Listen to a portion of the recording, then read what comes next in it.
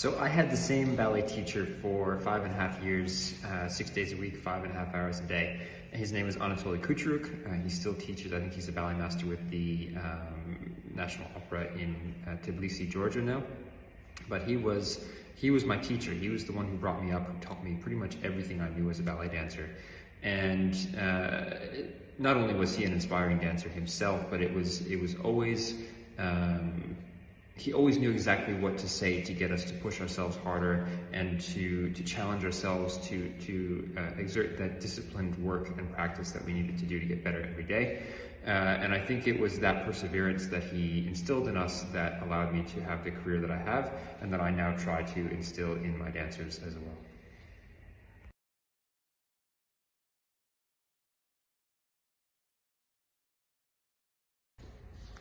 So my teacher used to always say to me when we would come into class, boys, I know that it's going to be hard work, but we have to do it.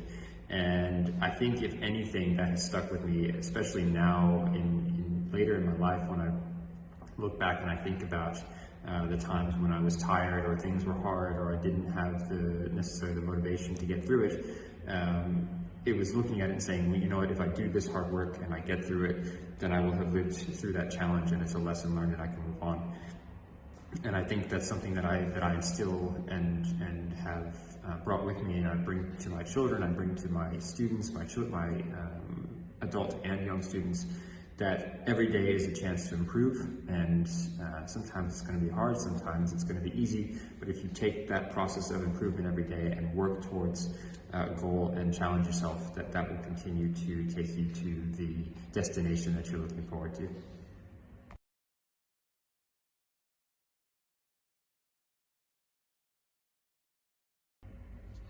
When it comes to creating an inspiring ballet class, I think it's really important that our experience as artists influences what we're developing in our students. So oftentimes I will utilize certain opportunities within the class to tell a story about my career or my experience as a dancer. And I find that oftentimes it's the relaying of that experience and the student being able to live through my experiences that helps them to become inspired. It's not always verbal, sometimes it's through watching the way that I would give a combination or the corrections that I give, but I think it's really important that we utilize the experiences that have been passed down to us as artists, and then we continue to pass those on to our students. That allows for the inspiration to develop in the next generation.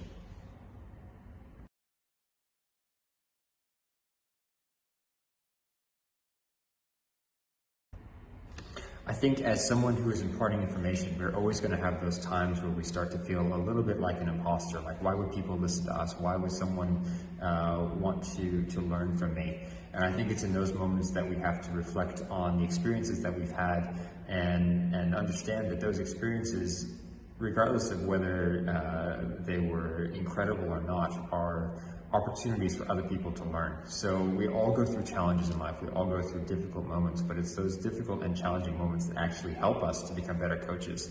Because if you're going through a challenging moment, you can look at that and say, other people are going to go through this challenging moment as well. How have I dealt with it? Maybe I can then impart that wisdom onto them and help them to deal with the same challenges. I think it's important to use those doubtful moments or those times when we're not so confident to understand that that's what's actually going to make us better teachers and better coaches, and that will bring us through and help us to become the best that we can possibly be.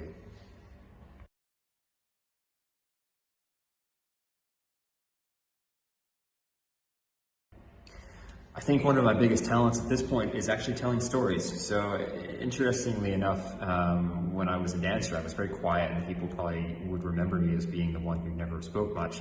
But since I've become a teacher and a coach, I realized that it's important to impart stories and impart wisdom to people because that allows them to relate to whatever it is that you're teaching them. So if you're just giving them a dry correction without any understanding or any meaning, they're not necessarily going to take that on board and fully understand it. Whereas if you can give them something that gives them a story or a connection to something else that maybe they already understand, that will help them to develop that process. And I find that that's something that I am able to do really well. In addition to utilizing the anatomy of the body and explaining how the body works to help young dancers to enhance their technique and enhance the connections neurologically to become better dancers.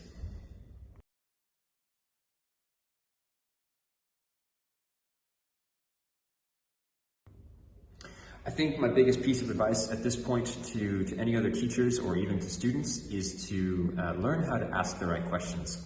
And it doesn't always mean that you ask them out loud. It could be that you have that internal dialogue, but sometimes you just have to ask, how do I do this? And it doesn't mean that you say, oh, how do I do that step? What it means is maybe you're in a challenging place. Maybe you're in a place where you're struggling or you don't know how to improve. And instead of saying, I'm not good enough, I can't do this, this is too hard, you say, how do I achieve this? How do I do more pirouettes? How do I get a higher jump? And usually what will happen is that answer doesn't come immediately, but if you continue to ask that question and then go on a search for the answer, I can almost guarantee 99% of the time you're going to find the answer that you need. So be willing to ask questions, find the people who have already done it before you, ask them how to do it, find those people who are already successful or who are already where you want to be, and align yourself with them and learn from them, because that is the absolute best way to improve and become better.